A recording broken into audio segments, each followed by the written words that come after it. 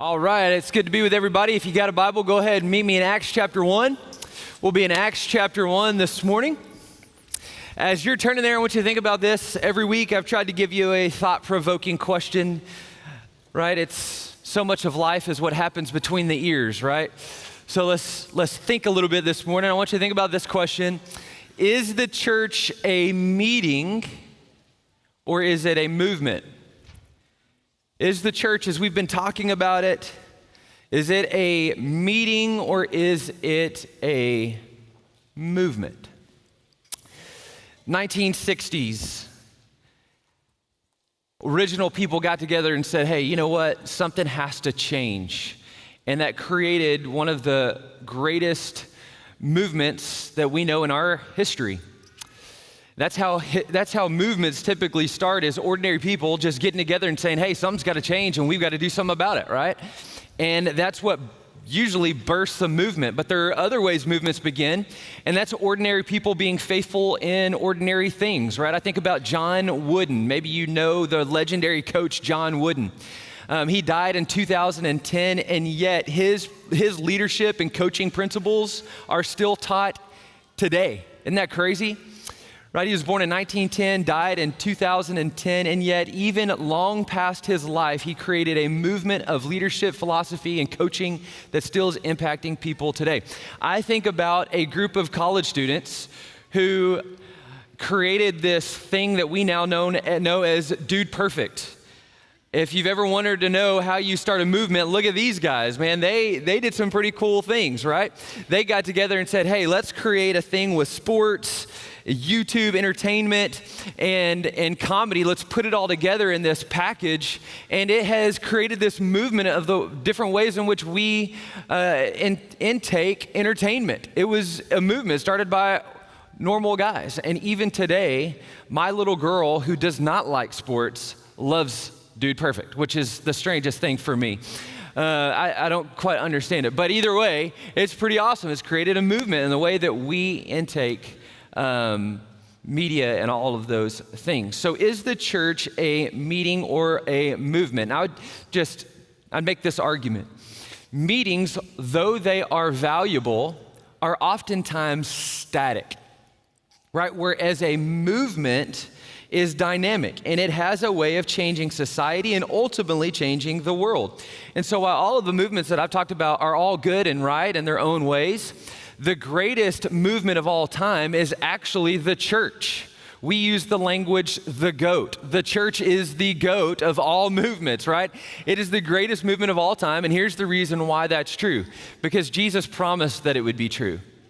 Jesus told us that even the gates of Hades would not stop the movement that he started in Acts chapter 1. In Acts chapter 1, what we see is this crazy movement of the church going from this hub of people, 11 people, and it spreads all over the world. And we're going to talk about that today, how the church is actually a movement, okay? So let's take a look. Acts chapter 1, we're going to begin in verse 6 as we look at the greatest movement of all time. This is Acts chapter 1, verse 6. Excuse me, I misspoke a minute ago. Acts chapter 1, verse 6. This is the word of the Lord. So when they had come together, they asked him, Lord, will you at this time restore the kingdom of Israel? And here's what Jesus says back to the disciples. He says, it is not for you to know the times or seasons that the Father has fixed by his own authority, but rather you will receive power when the Holy Spirit has come upon you, and you will be my witnesses in Jerusalem, in all Judea, in Samaria, and to the ends of the earth. Now, what the disciples didn't know at this particular time is that they were about to be given the keys to lead this greatest movement of all time, right? They're just normal people, just like you and me, who have said yes to follow Jesus, and here they are, 11 disciples, who this movement begins again with these 11 disciples, and then today, 2,000 years later, has now reached some 2.8 billion people who claim the name of Jesus. That's pretty wild, right? I mean, that's incredible. What started with 11 has now reached 2.8 billion people. And you might notice this, right? The disciples, again, are just normal people. They're just everyday Joes who Jesus showed up in their life, and he said, hey, I see you, I know you, I love you, I want you to come follow me. And they dropped their nets, they dropped what they were doing. That's just simply saying, hey, they left behind what they were doing for a greater thing. And they began to follow Jesus. And then now here Jesus has died, he's been buried, he's been resurrected, and now he gathers the disciples and they ask him a unique question. They say, Jesus, is now the time? Is this the moment? Is this that time where you're now going to restore, or you're going to overthrow Rome and restore power to Israel? And so it's interesting, right, that the disciples, the first thing that they're asking Jesus is, it's a political question. It's like, hey, is this the moment where, up into your crucifixion, this is what we've been waiting for, right? The Jews have been waiting for the Messiah to come and to overthrow Rome, to restore power to Jerusalem, or to Israel. And so they're like, hey, is this that moment?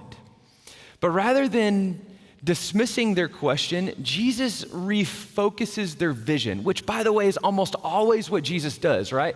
Josh made a great point. We have a 5-year plan, and by the way, I have a 5-year, 10-year, 15-year, 30-year plan, okay? I understand this very, very well. We have a plan, and then Jesus has a way of shifting our vision. He has a way of shifting the way that we think about things so that we see him first rather than the plan, right? We see him in the plan. And that's what he does. He says, hey, don't focus on what you can't control, namely whether or not I'm going to restore the kingdom or not, because by the way, you don't know. In fact, I don't even know. That's for the Father, right? He tells us that in Matthew. He says, focus on the mission that is right in front of you. Focus on what I'm giving you right now. And what is that mission, you might ask? Well, he tells them, right? Verse 8, he says, you will receive power when the Holy Spirit comes upon you, and you will be my witnesses. He doesn't say you might be, you might stumble into it. He doesn't suggest it. He says, no, you, 11, will be my disciples from this neighborhood to the ends of the earth. And so in other words, as his disciples, they are going to become his witnesses of the gospel and catalysts for Jesus's movement to the ends of the world. But here's what's really, really cool. You ready? This is neat. Not only does Jesus give the 11 this mission, but then he tells them, I'm going to give you the power to accomplish that mission. I'm going to be the engine and the vehicle to help you accomplish the mission that I have set before you. And so here's I love this. This is really great. So the word power, or what word we get with a core word for that, what that means? It's dynamite. It's the same word that you and I get the word dynamite. And so in other words, what Jesus is telling us, the disciples, is that through them, he's getting ready to set off a bomb in their community to the ends of the world. He's getting ready to set off this incredible power, Holy Spirit kind of bomb that's going to launch this massive movement of the gospel throughout the world. Whoa. So Jesus gives them this mission, but then he says, hey, I'm going to give you the power to accomplish this mission. And this is where it gets even more cool, or cooler. By the time we get to Acts chapter 19, verse 10 specifically, something incredible happens, right? Paul has been ministering the gospel in Ephesus. Just so you know, Ephesus is a central trade route. So you think about New York City. You got a lot of people coming in and out, very influential place. Paul has been going to all the influential places, and he's just preaching the gospel. That's what Paul's doing. I'm preaching the gospel to anybody who will listen to him. And what ends up happening there is that those people hear the gospel, they believe, and then they go back to their hometowns and they do the same thing. They start with one person and they proclaim the gospel and they believe. And then they help them learn what it means to follow Jesus. And so what ends up happening, by the time you get to Acts chapter 19, verse 10, it says this, that Paul's ministry continues for 2 years. So he spends 2 years in Ephesus. And after those 2 years, it says that all of the residents of Asia heard the word of the Lord, both Jews and Greeks.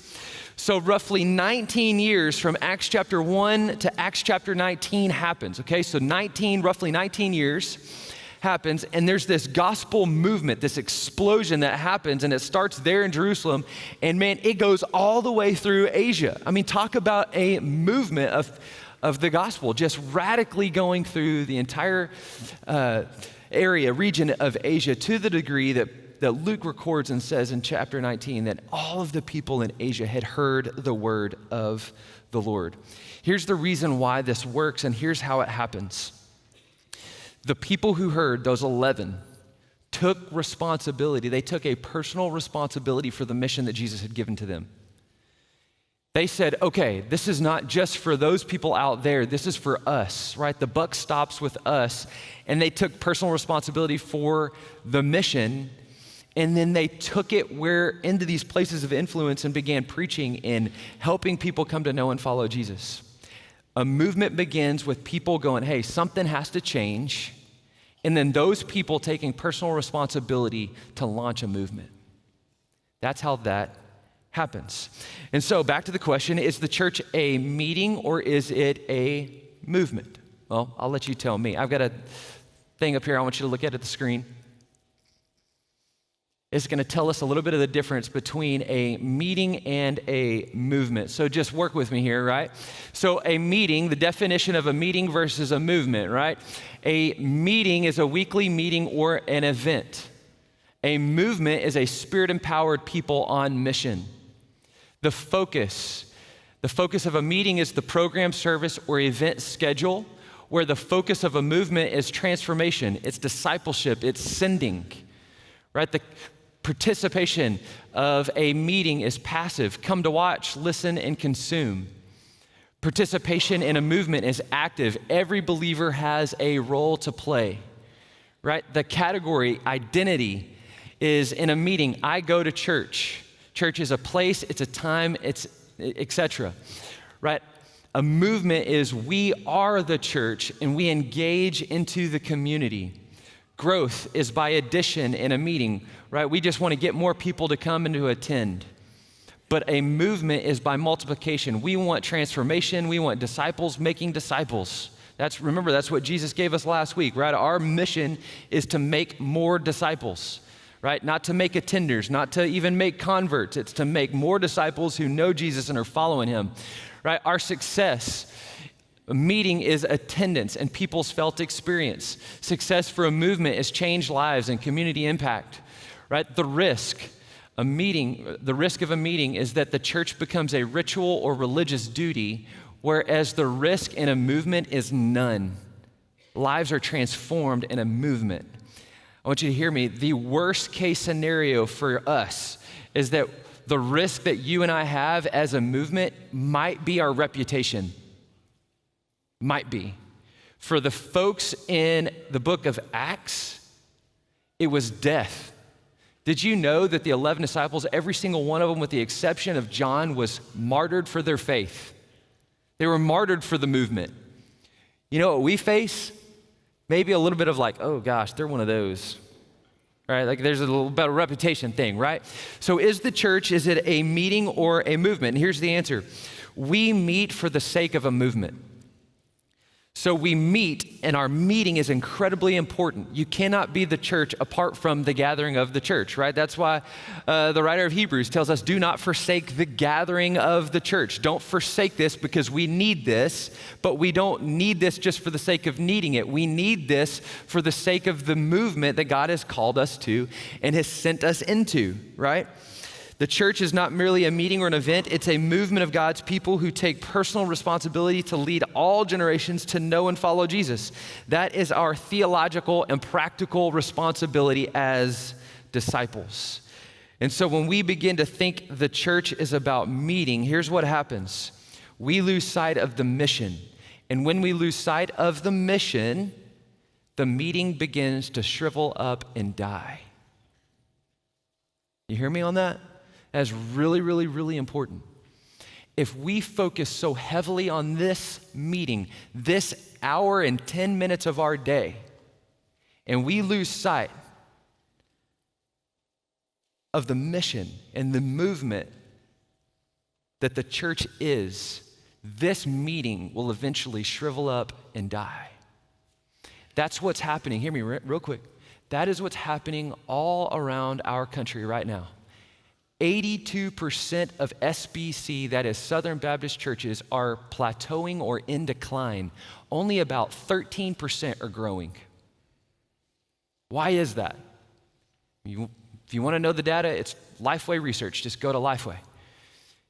Here's why that is. because we focus so much on this, what happens in these walls, and we forget that God has called us to something far more than this. He's called us to go reach a community and transform lives. And he's given us the power to do so. He said, hey, I'm the engine, I'm the vehicle. I just need you to get in the driver's seat and press gas. I just need you to go where I'm telling you to go. I need you to say what I'm telling you to say. I need you to be where I need you to be so that you can proclaim in word and deed what I have given to you so that we can see lives transformed from this, our neighborhood, to the ends of the earth. Whew. Now, how do we become part of this movement, right? How do you and I, as First Belton, right? We're here in Belton, Texas. How do you and I do this? What does this look like for us as a church? How can we be a part of this whole thing? Well, Jesus gives us both a method and a map to help us get there, right? He tells his disciples, I want you to begin where? Jerusalem. Then I want you to go to Judea, then to Samaria, and then to the ends of the earth. And you can apply this in two ways. You have locale and you have influence. By locale, here's what I want you to think about. Our Jerusalem is Belton. Our Judea is Temple. Our Samaria is Bell County. And the ends of the earth is the nations, right? And by the way, in case you've wanted to know, God has given each of us an influence. He has given people into your influence, whether you realize it or not, whether that is a son, a daughter, whether that is grandchildren, whether that is neighbors, coworkers, other students, somebody whose locker is right next to you. None of that is on a coincidence. God has placed people under our influence for a particular reason, and that is to help them come to know and follow Jesus. Your life should never be boring. If you are a part of God's movement, you will not be bored in your life because you have been placed in a particular time, in a particular period, with a certain kind of influence that God is saying, hey, I just need you to be faithful with what I have entrusted to you. There's a locale and there's our influence. Now, a good friend of mine, we were kind of talking through this, and I was sharing with him, I said, hey, one of the difficulties I think that we have is we've got to essentially move back into the community, so to speak. Like, we've got to take the mission seriously. We cannot wait for people to come here, which is oftentimes what people do, right? We spice up a service, we try to do cool and creative things, which are all good and right in their place. But at the end of the day, a church does not live on an hour and 10 minutes a week. A church lives on the people, because the church is not a building, it's not an event, it's not something to consume, it's not to entertain people, right? It's about us being trained to go back out there and to help disciple people. And so I was talking to a friend of mine who is just a mission-minded machine, and I said, hey, how do you do it? And he said, I just start with one. I start praying for one person that I work with. And he was telling me about a particular guy. He said, hey, man, I've been praying for this guy for about a year. I just know that he doesn't know Jesus, and so I've been praying for him. And he said, and then I just asked the Lord, just give me an opportunity. Just put me in, coach, right? And he said, the Lord never fails. And you never know how long it's going to take, but he said, the Lord never fails. And then all of a sudden, I've got an opportunity, and here we are. We're on a business trip. And he said, man, I just knew that this was the moment where I was going to ask him, hey, have you ever given your life to Jesus? And he said, I got that opportunity. I shared. He came to know Jesus. And then I started helping him figuring out how does he do this. And now he's back at home and he's discipling his kids. And he's helping other people come to know and follow Jesus. And this is how this works. And so I was thinking about it, and I thought, well, what's a practical tool that you and I can use to help us do that where we live, work, and play? And so here you go. Here's your practical tool. I want you to look at this on the screen. We ought to be asking this question, right? In our relationships, whether it's our kids, whether it's our grandkids, whether it's coworkers, other students, is this person that I have a relationship with, are they a Christian? There's 3 answers to that. It's not hard, right? It's either no, I'm not really sure, or yes. Well, if it's a no, look, here's your flow, right? If it's a no, I know this person's not a Christian, then you ought to be praying for that person. You ought to be looking for an opportunity to share. When you get an opportunity, you need to share. And then the fourth one here, and this is probably the most important one, is you need to ask, right? Oftentimes we fail as disciples because we don't ask the question. We might share, but we never ask, right? But look throughout Jesus' ministry. What does Jesus always do? Come follow me. He offers and asks for their commitment, and he offers an invitation, right? We need to invite people to know him in relationship and learn what it means to follow him. So that, there you go, right? If this person you're not really sure, well then here's what you need to do. Begin with the gospel. And here's how you begin with the gospel. You pray, you look, you share, you ask, right? If you're still not sure, right? And maybe it's leaning more towards yes, well then you'll follow the yes workflow here, right? So is this person a Christian? Yes, this person's a Christian. Then you need to be asking, are they connected with the church? Do they have a support group, right? That's what a church is. It's a support group. It helps you learn to know and follow Jesus, right? Then you ought to be asking, are they growing in a group, right? In a group, whether that is a Bible school, Sunday school class on Sunday, whether that is a life group, whether that's a grow group, they need to be in a group, right? Are they serving in the area of their gifting? Are they leading others? All of these things are the most important questions that you and I need to be asking, and we need to be helping others get connected with the church, growing in a group, serving in the area of their gifting, and then ultimately leading other people to do the same. This is what Jesus is asking of us as a church. Really, it's not really what he's asking. He's actually commanding. He's actually commanding us. So it's not so much a, man, do I have an option to do this? He's saying, hey, if you're a disciple, then you are doing these things. You will be my witnesses. You're not going to just stumble into that. Let's have a plan. Let's think it through, and then let's get after it. And this is the way we get after it. Now, I've heard a lot of people go, well, hey, when is the church going to train us to do that? I'm going to be really honest with you. We've had a lot of training opportunities, but nobody shows up. So here's what I want you to do, okay? I want you to get your phone out, and I've got two opportunities for you, okay? Here's how we're gonna do it. We're gonna train via these two resources. So my favorite one, it's not perfect, but I think it's really, really good. It's pretty near close to perfect, I think, is the 3 circles method. So you can reach and you can scan that with your phone. It's also on your Connect card. You can scan that Connect card and you can pull it up, and that is some incredible training on how you can be trained to make disciples. Awesome stuff. Awesome stuff. If you want to know, what is my spiritual gift? Well, then here you go. Scan that second one. That's going to take you to a spiritual gift inventory that is free. It's very basic, but it'll get you started, okay? Now, hear me when it comes to spiritual gifting and serving in the church. That only helps you begin. The church helps you affirm and develop your gifting. So you might go on there, you might help somebody else go on there, and okay, my spiritual gifting is teaching. Well, it might say that your spiritual gifting is teaching, but you may not have the spiritual gift of teaching if you've never taught anybody, right? So that's where the church comes in. You've learned to flex your muscles in the church, so to speak, so that we can train, grow, and develop you and help you become a more fully devoted and equipped disciple of Christ. Okay, so there's your tools. They're very helpful. They're both here, but they're also on the e-bulletin. So check that out, okay? All right, so here's my encouragement. Here's what I believe, and I believe this with all my heart, okay? I believe it with all my heart, and the reason why I do is because I just think God's word is true. Okay, I believe that God has us in Bell County to play a role in seeing this community transformed by the gospel. I don't think our church has been here for 170 years to just go on autopilot. I just don't think that's the case. I think that would be a shame for a church of 170 years to go, well, you know what? We've been here long enough, so it's time for somebody else to do it.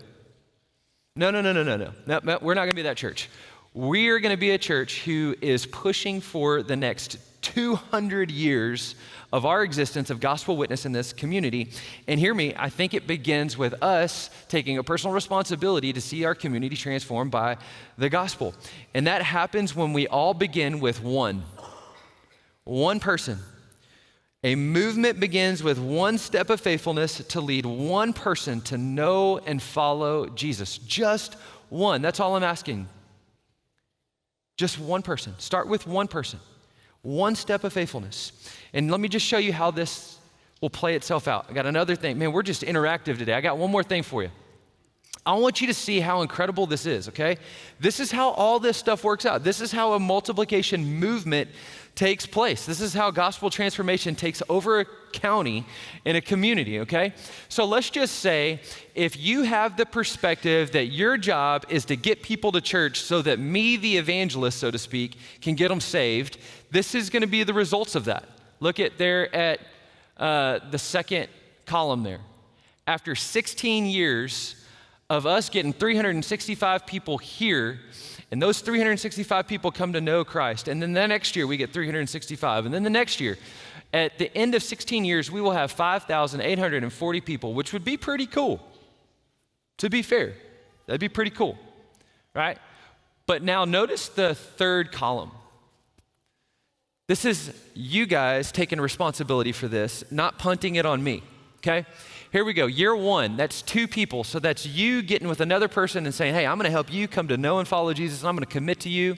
And then year 2, those 2 people go to another 2 people, and then those 4 go to 8, right?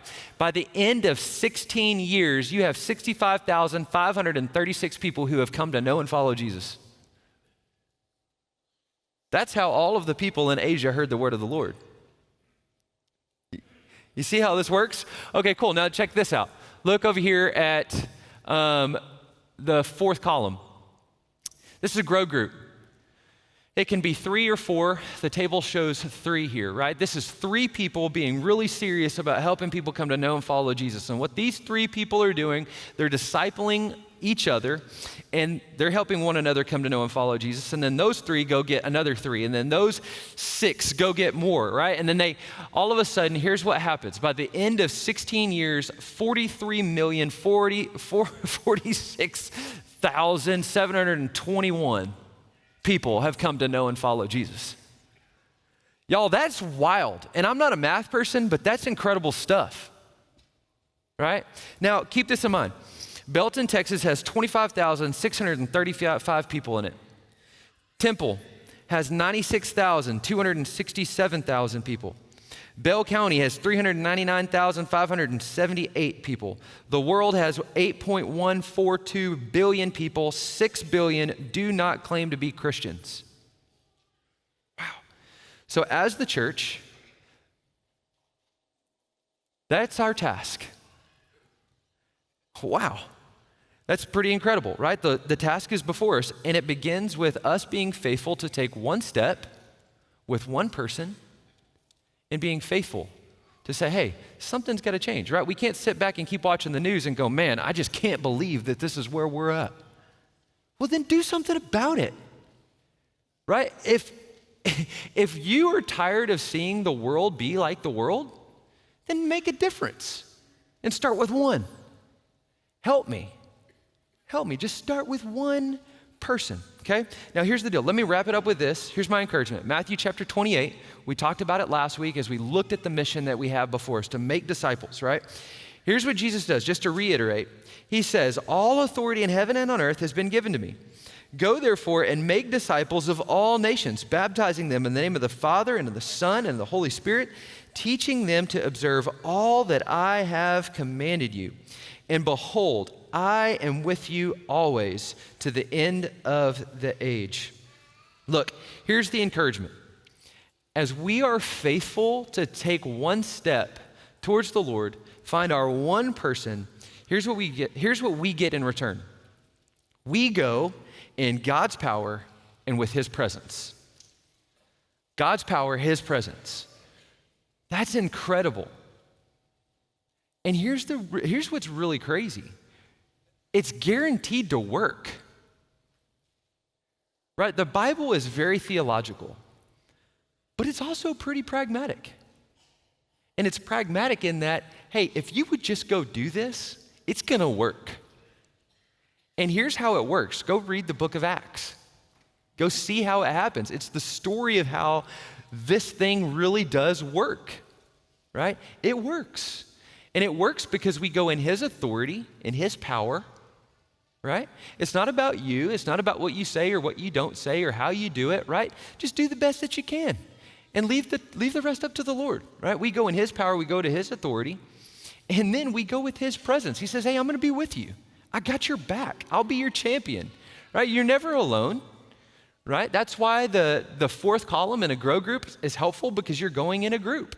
Sometimes you just need a group, and that's okay. The important part is, are you taking a step of faithfulness to the Lord, one person at a time? One person at a time. That's what you and I are called to do and commanded to do, okay? Hey, listen. This morning, it's an honor and a privilege to get to tell you a little bit about how sometimes this can work in very radical and very cool, creative ways. Some friends of mine have felt called to the Lord to get into the foster care and adoption process. What a great way to start helping people come to know and follow Jesus, by going into a broken world, a very broken system, and helping kids come to know and follow Jesus. I want you to look at the screen for a second and hear their story. Hello, First Belton family. We're the Gotteshek family. My name is Justin, my wife April. We've been married for 20 years this past March, and proud to say that we've been a part of First Baptist that entire 20 years. God has blessed us with 3 children, Madeline, our oldest, Audrey, and then Meredith, that also goes by Bear. So I come from an educational background and taught kindergarten and 4th grade, and then as we began a family, we just enjoy having children in our home, and have felt God's leading us to fostering, but also doubted just if we could handle that. But the Lord just kept pressing us on this, and so last spring we really began praying more about fostering, and Justin and I, and then also brought in our girls and just asking them to pray with us. I'm the youngest in our family, so I always have 2 older sisters, Madeline and Audrey, to look up to. But it's gonna be really fun having like a little sister, a little brother that they can look up to me. Like Madeline and Audrey have been there for me, and I can be there for them. My greatest blessing is being a big sister to Audrey and Meredith, and I'm just excited to be able to give these kids a loving home and just to pour into them. Being called to fostering made me realize that there are so many kids in need of a loving home, and I'm excited that you guys And we're just excited to be able to love on these kids that need some extra love and attention. And it's just neat to see that our girls are all just a really big part of it. We feel like there's really kind of 3 defining moments that have led us to the idea of fostering. I think first and foremost was learning the need of food and some starvation that was going on in Bell County. Our partnering with Hope for the Hungry's Hope House has really given us an opportunity to serve. Second defining moment was our almost loss of Madeline 2.5 years ago to a genetic heart disease that we were unaware of. Through that, I think it taught us as a family that ultimately God is in control and He's the ultimate Father, and we are just earthly parents, and that these children are on loan to us. And why wouldn't it be even better to have even possibly more children on loan to us, for us to plant a seed in showing God's joy and peace and love that only He can provide. Third pivotal point, I think, really was opening our house to college students at UMHB. We learned that there was a true need there over the summer. So we've been blessed to have 4 college students stay with us over the last 3 years. So I think those 3 things really led our openness to foster. I think of Isaiah 40:31. Talks about, but those who hope in the Lord will renew their strength. They'll soar on the wings like eagles. They'll run and not grow weary. They'll walk and not grow faint. And as a past athlete, I've always been kind of turned on to that verse because of the running the race and running it strong. But I missed out on, but those who hope, and those that find hope in the Lord. And so our prayer is that we will continue to find hope in the Lord and be able to show that hope to these future children. First Belton has been a blessing for our family and just the community. We know that it takes a tribe to raise a family, and so we're thankful for the support that the church has given us. Though the training is extensive, we've really learned through the agency that we're working with the need for foster child care. And unfortunately, without foster parents like ourselves committing to this program, there's a lot of kids that are staying in offices their first couple of nights to going straight to shelters, and just there's just such a need. So this is one of the scriptures that just came to our heart during the process. It's Proverbs 22:6. Teach a child to choose the right path, and when he is older, he will remain upon it. As our family continues to grow, we're excited to continue to be a part of First Belton and just continue to seek after that discipline and love that they've provided us year after year.